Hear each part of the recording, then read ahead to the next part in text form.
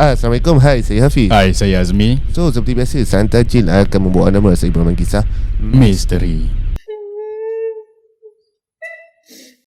tepat pada pukul 12 malam. And then tiba-tiba dia pun pegang tangan orang kat belakang.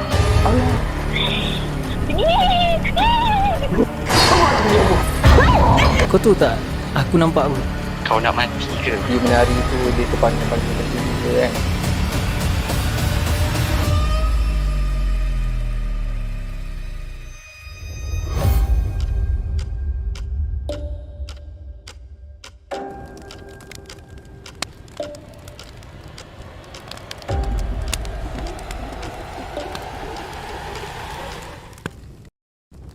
Bismillahirrahmanirrahim. Innahu yarakum huwa wa qabiluhu min haythu la tarawnahum. Inna ja'alna asy-syayatina awliya'a lilladhina la yu'minun.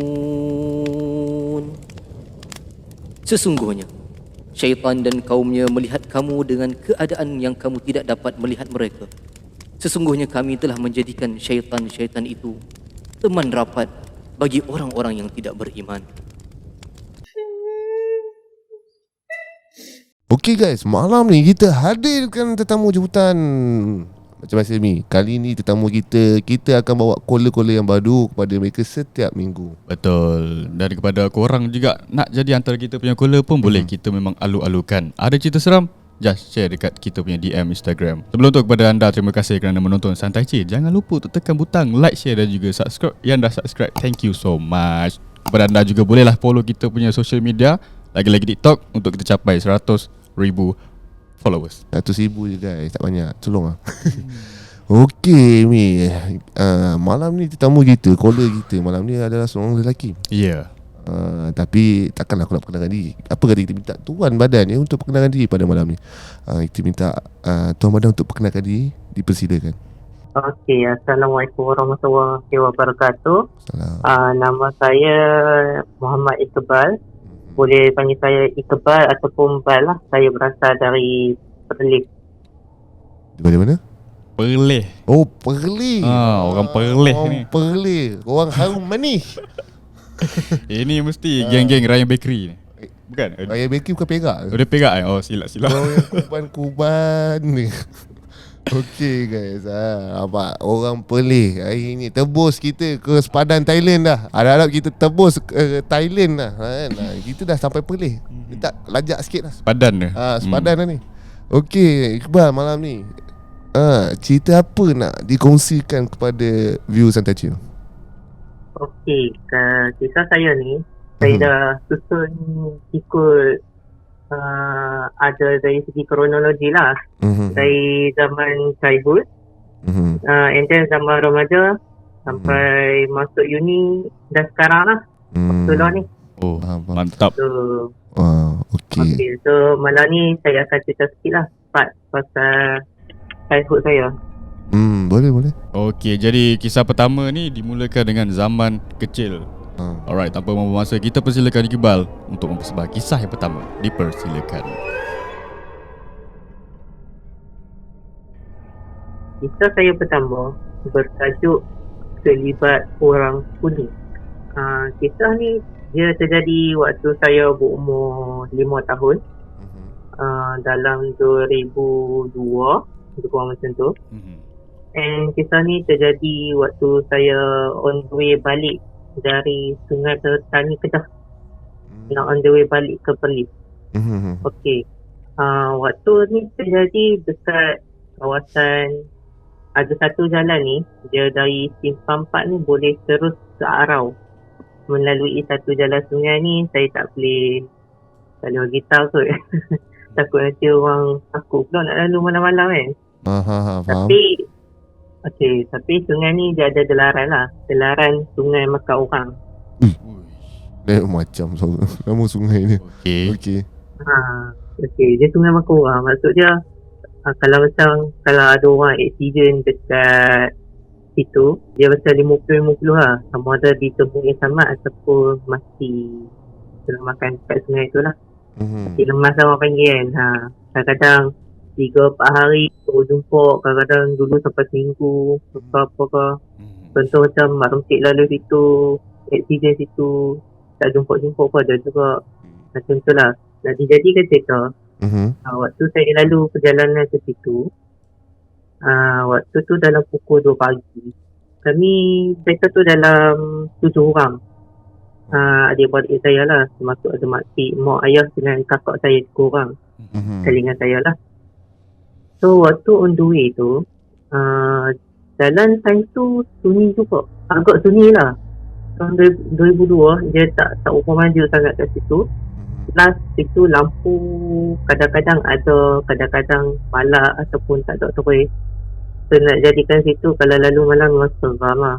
So nak dijadikan cerita, ada satu time tu saya terjaga dari tidur dalam pukul 2 lebih lah macam tu kan. So bila saya terjaga tu, ada saya terdengar bunyi macam basikal tahu yang macam basikal rotor yang lama-lama tu. Okey, basikal. Basikal tu yang kita kayuh lama-lama tu.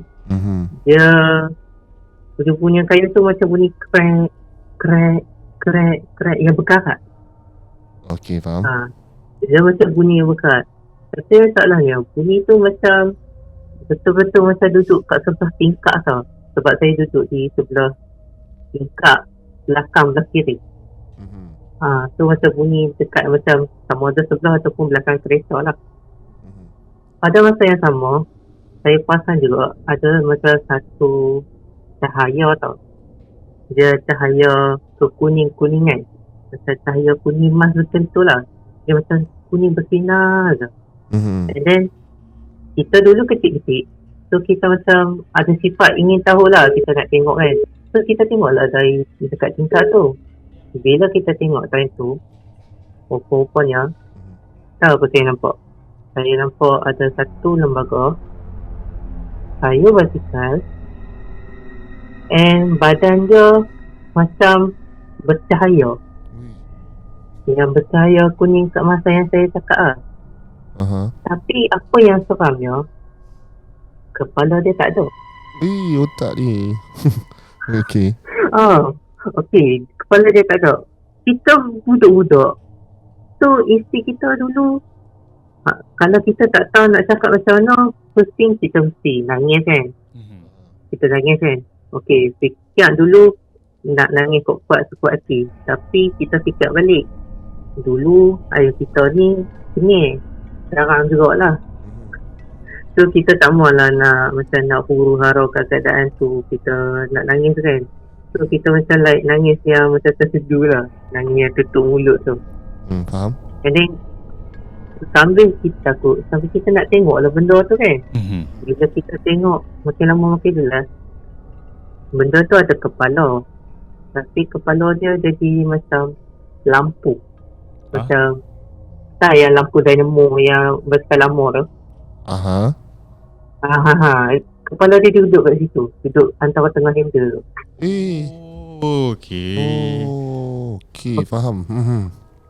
Okey, apa yang paling menakutkan, segala mata dia, segala mulut dia, segala hidung, segala telinga dia, maksudnya rongga-rongga dekat muka dia tu, semua keluar cahaya.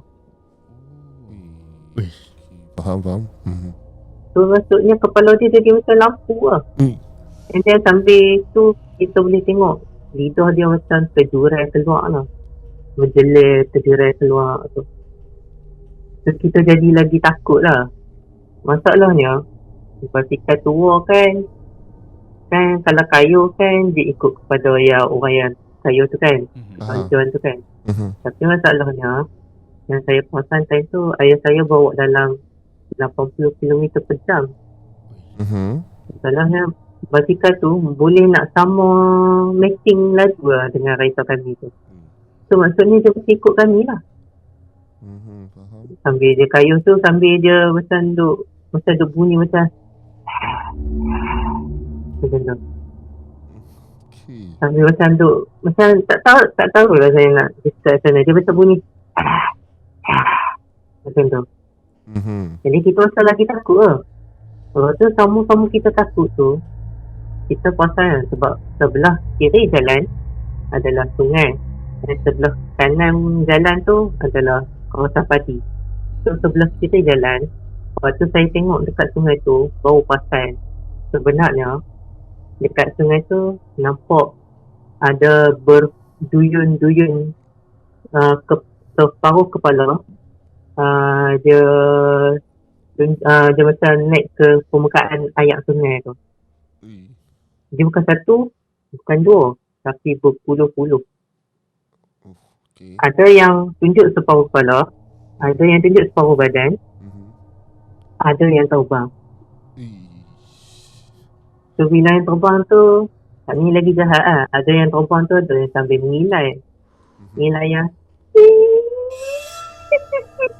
macam dia kurang lah.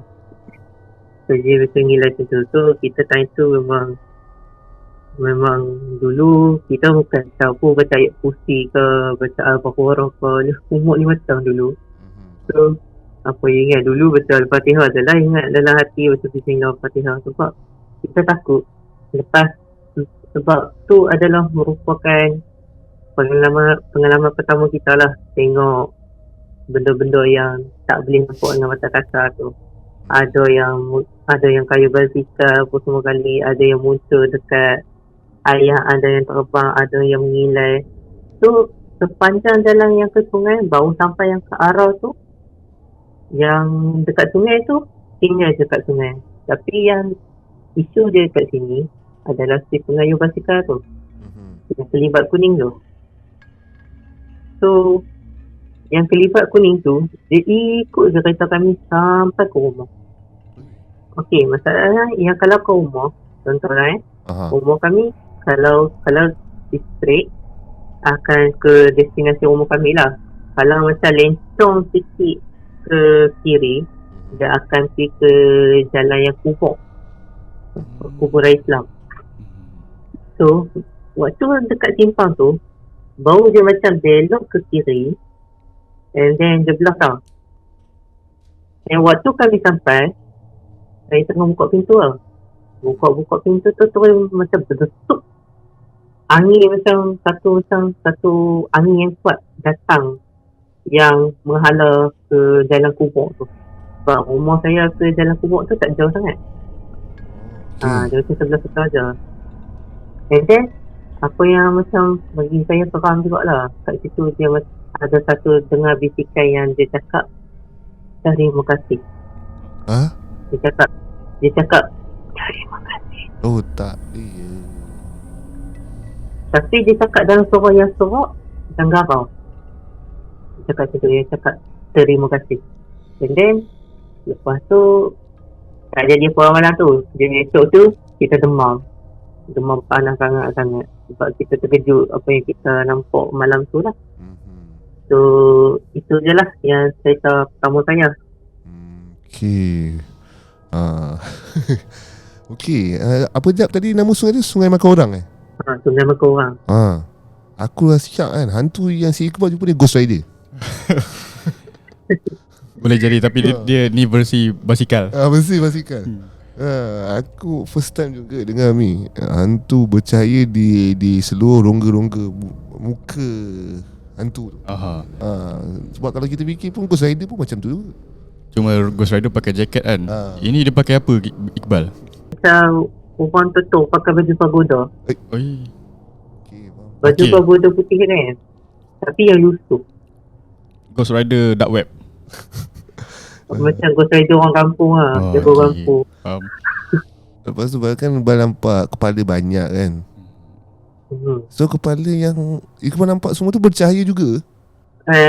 Dia macam kat situ, macam sepanjang sungai tu, dia ada macam kawasan berlampu, ada macam kawasan yang tak ada lampu lah.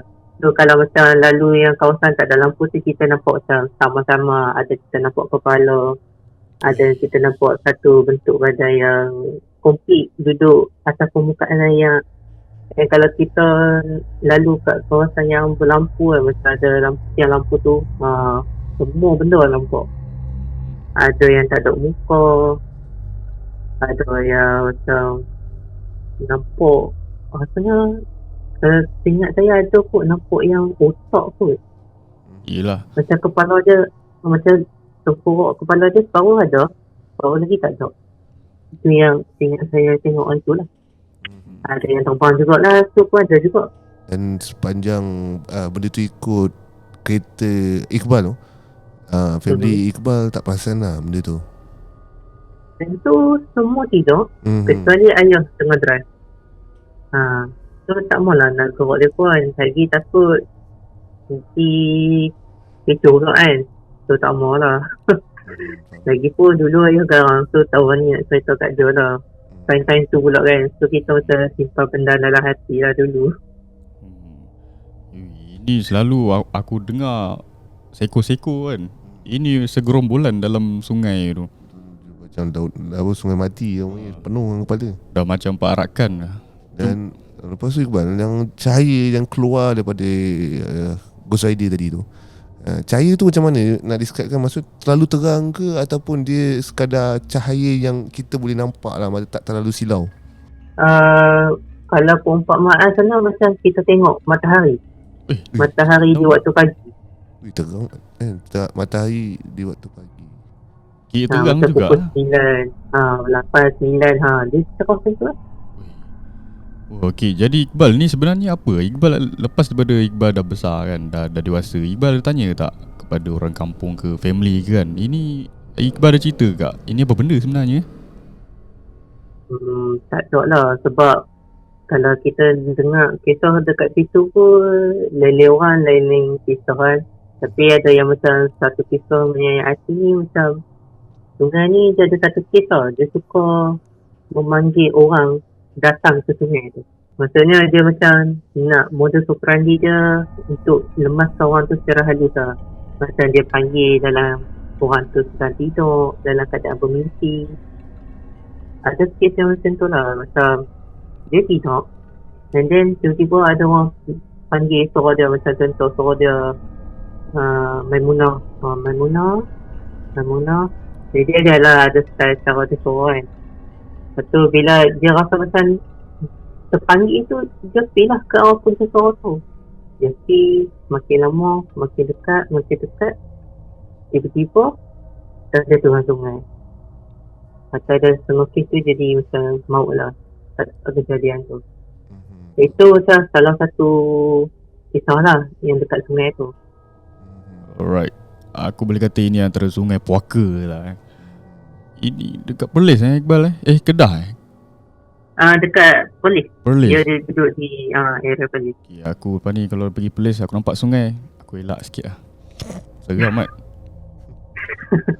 Okey, satu kisah yang sangat bagi aku mengerikan lah Sungai yang penuh dengan kepala benda yang tak pasti. Okey, Iqbal ada cerita yang kedua tak? Semestinya. Dipersilakan. Cerita kedua, cerita dia macam saya bagi headline dia, macam pesanan dari si mati. Tajuk pun dah mengerikan. Okey.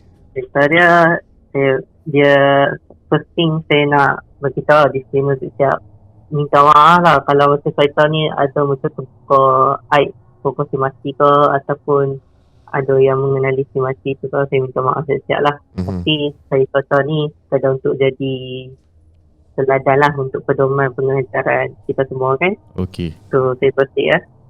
Okay, cerita pesanan dari si mati ni, waktu tu jadi waktu saya umur 10 tahun, dalam tahun 2007 lah saya silap. Tahun 2007. So jadi tu jalan waktu tu kami nak balik beraya haji ke Kelantan lah, sebab ayah saya ni orang Kelantan. So kampung dia dekat sana lah. So waktu kami balik tu lalu ke laluan Gerik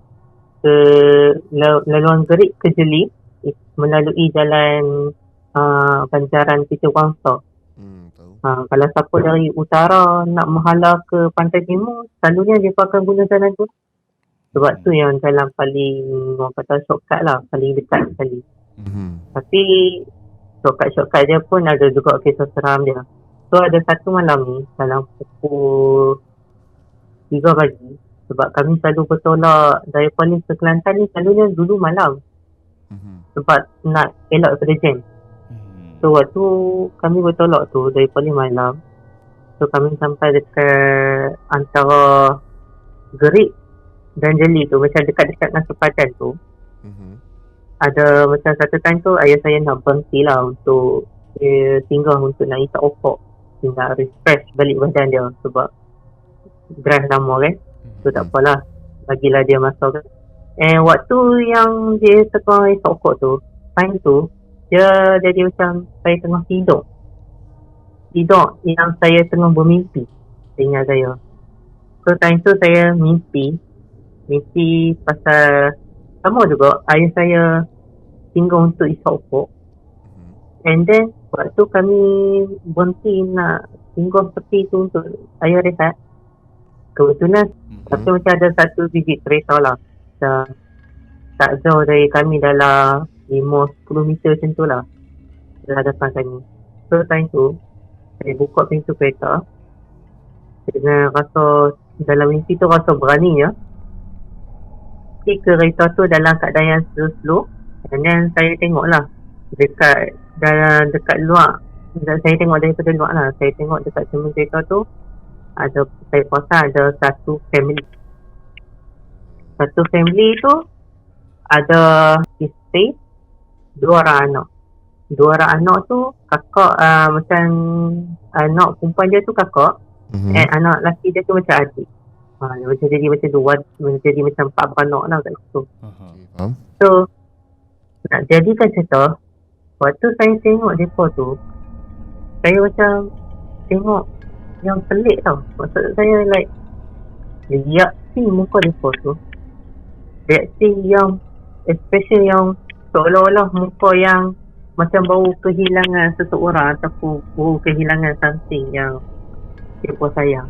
Waktu tengah mereka tunjuk riak tu, tiba-tiba yang macam si suami tu buka cermin kereta, and then dia bagilah salam kan. Dia kata Assalamualaikum. So saya cakap lah Waalaikumsalam, taksi ni ada apa? And then dia balas lah balik kat saya tu kan. Dia cakap dalam logat Kelantan. So saya akan translate dia balik lah ke yang logat Perlis ni. Dia cakap lah kat saya, mai mana? Dia cakap lah mai dari Perlis. Dia kata oh ya ke, ni pakcik nak pesan. Dia cakap yang nada yang lembut lah sambil muka dia sayu. Lepas dia cakap lah, nanti kalau ayah bawa kereta, pesan kat dia bawa elok-elok tau. Dia pesan macam tu. Lepas tu dia cakap benda yang sama dalam 5-6 kali. Dia cakap nanti pesan kat ayah bawa kereta elok-elok tau, bawa slow-slow. Waktu tengah kita pasal dia cakap, muka dia yang sayu tu, tiba-tiba muka dia jadi riak wajah yang orang kata yang suram. Tiba-tiba dia jadi macam naik senyum sampai kita tengok macam muka dia tu macam rasa lega lah. Kita tengok lah macam muka dia macam ada release something lah, macam dia nak luahkan something. Lepas tu macam budak-budak dekat belakang tu dia tak cakap apa, tapi kita nampak lah muka mereka yang macam senyum. Lepas tu dia main lambai-lambai. Kita pun lambai balik lah dengan mereka tu kan. Lepas tu kita kecil-kecil kan tak faham lagi. Kita cakap okey pakcik, baik. Lepas tu kita pun macam asal-asal baik lah. Tanyalah pakcik rasa rosak ke? Dia kata doa. Dia kata nanti pergi kat ayah pesan apa yang saya pesan. Saya cakap okey baik pakcik. Lepas tu saya nak duduk pistol kereta. Saya masuk ke kereta tu. By the time saya nak tutup pintu kereta tu, mak saya pegang saya untuk dia nak gerak saya pada mimpi daripada tidur tu. Mak cakap lah, kata dah sampai dah kampung apa semua kali. Dia kata ambil cek apa tu. Lepas tu saya tengok lah jam tu pukul apa. Pokoknya dalam pukul 5.30. So tak apalah kan. So dalam gap 5.30, 6 tu nak dekat subuh. So kita dulu kecil-kecil, lepas subuh kita tidur. And then bangun pagi tu adalah macam adik-beradik sebelah Kelantan tu mestilah beli seorang khabar. Lepas tu bila kita macam sedetik hatilah juga time tu kita nak baca surat khabar kan. Lepas kita tengok-tengok dekat ada muka surat berapa atas saya tak ingat. Saya belek je, belek tu. Time tu saya rasa tergamam tau. Sebab dekat surat khabar tu ada terpampang tulis 4 Sukoga maut kemalangan jalan raya di Raya Haji. Lepas tu saya tengok balik yang font tulisan untuk lokasi tempat tu. Dia tulis dekat Greek. Dia tulis kat situ kuasa tu dia Greek. Dan dia bila saya tengok balik kat sekeluarga tu, rupanya empat tu lah yang saya mimpi yang malam tu. Yang pesan kat saya, bagi saya bawa kereta tu elok-elok. So time tu kita terdiam lah kan. Sebab serius lah, ni bukan yang semalam kau nampak. Lepas tu kita rasa takut gerun. Semua bulu rumah naik satu badan tu. Kita terus tutup surat khabar. Jadi kita duduk cucuk untuk macam kita nak orang kata muhasabah diri kan. Kita orang kata badan dah start shaking lah sebab kita dapat pesanan daripada si mati. So itu je lah kisah kedua saya tu. Berat. Cerita yang kedua ni Mi, dia sedih tau. Dia seram tapi sedih. Tapi aku mau kepada seram lah. Seram gak? Seram. Sebab cuma dalam keadaan mimpi tu kan, Iqbal ada rasa tak macam percakapan dia tu memang rasa real? Ada sentuhan ke dia pegang Iqbal? Kalau physical contact tu macam sentuh secara depan tu tak ada lah. Tapi kalau kita macam cara cakap, kalau kita sembang tengok depan dia face to face kan, kita rasa macam seolah-olah tu adalah reality. Faham. Keluarga Iqbal pergi dan balik dalam keadaan selamat lah. Selamat Alhamdulillah lah. Setakat ni tak ada jumpa lagi lah macam benda-benda pelik dekat panjang jalan tu. Tapi adalah macam kawan uni saya pun, waktu saya letak kat uni pun dia orang Kelantan. Dia ada jugalah macam kisah seram dia tu. Dia ada cerita sikit lah. Betul sebab dekat area tu biasalah kan, kawasan bukit, bukau, hutan, kawasan pegunungan tu kan tempat di mana jin dan syaitan tinggal. Betul. So kita rasa macam wonder lah kalau kita ternampak apa semua ni. Kalau kita nampak tu orang kata panggil tu ujian lah pada orang nak test iman hamba dia tu macam mana.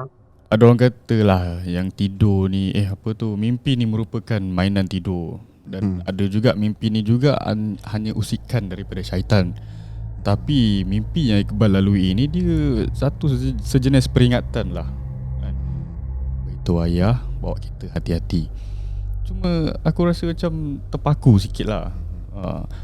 Perkara ni membuatkan aku rasa macam aku faham benda ni. Aku sendiri pun dia benda ni bagi aku sebenarnya dia misteri dan sedih kan. Sebab kita tahu sebenarnya dalam tidur ni kan, ada setengah pendapat dan ada agamawan bercakap tidur kita ni di mana roh kita akan time travel. Ya, berlega-lega. Dia akan pergi ke depan sejauh yang mungkin, ataupun dia berlega-lega di time travel di situ lah. Cerita macam gini. Betul, itu betul. Okay, so jadi ni apa menyebabkan benda tu, aku pernah cakap dah benda dalam TikTok ni. Orang panggil deja vu kan. Benda tu dipanggilkan deja vu supaya apa yang korang pernah mimpi tu, benda tu akan jadi. Sebab roh korang dah time travel. Betul. Roh kita dah sampai dulu lah. Jadi bila kita bangun tu, roh kita diserap balik dalam jasad. Tapi itu aku tak berniat Jamilah. Itu apa yang aku dengar, Allahualam. Dan mungkin apa yang Iqbal bermimpi itu, kemungkinan aku kata roh dia ada time travel dekat situ masa tu. Mungkin lah. Dan bila sampai dekat rumah tu, buka surat khabar, orang yang sama dalam mimpi tu. Aku teringat caller kita yang sebelum ni, yang dekat Sabah tak silap aku. Cerita dia hampir sama tapi dia bukan bermimpi. Okay. Tapi dia kereta, kalau korang ingat balik, dia kereta dia rosak tak silap aku, yang dia ada orang tepuk belakang dia minta tolong. Rupanya esok saya tahu kereta tu dah terbalik. Okay. Lebih kurang macam. Tapi Iqbal bermimpi. Tapi apapun cerita, dua cerita yang menarik daripada Iqbal sendiri, yang bagi aku dua-dua menimbulkan tanda tanya dan persoalan bagi aku. Cerita pertama, hantu yang aku sendiri pun tak boleh nak describe hantu apa, tapi aku gelarkan hantu di Ghost Rider. Dark web. Confirm. Ghost Rider dark web.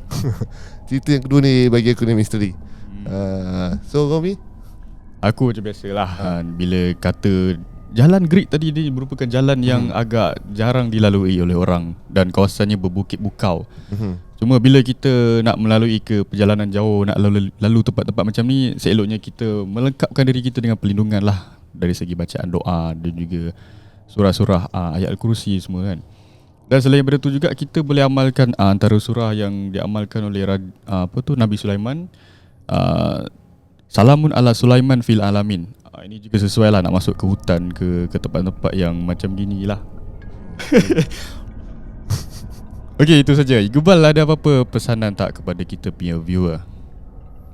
Okay, tapi sebelum tu, tadi Hafiz kan ada mention pasal deja vu tu. Ya. Okay, actually pasal deja vu tu, waktu saya tingkatan 2 ataupun 3, kerap sangat jadi deja vu tu. Like, dia bukan deja vu yang jadi dalam jangka masa, orang kata durasi yang panjang tau. Kita tak nampak the whole thing. Tapi kita macam deja vu kita tu kalau jadi yang macam kita boleh nampak dari segi macam buat video short tau, macam 10 saat ataupun 5 saat, lebih kurang macam tu. Kita mimpi benda tu, kita tengok esok tu jadi, tapi kita tak tahu bila dan di mana. Tapi kita rasa macam benda tu, aku dah rasa dah sebelum ni, mimpi kot. Kita dulu kerak lah jadi waktu sekolah menengah, waktu macam luar ni pun ada juga lah kadang-kadang terjadi tu pasal deja vu tu. So setujulah yang Hafiz cakap tadi tu. Okay, peace. Deja vu mungkin anugerah ataupun aku tak pastilah kan. Cuma apa yang penting, hargailah masa kan. Demi masa sesungguhnya manusia berada di dalam kerugian. Terima kasih kepada anda kerana menonton Santai Chill sehingga habis video ini. Jangan lupa untuk tekan butang like, share dan juga subscribe. Yang dah subscribe, thank you so much. Jumpa pada video yang akan datang. Stay safe. Assalamualaikum. Bye-bye.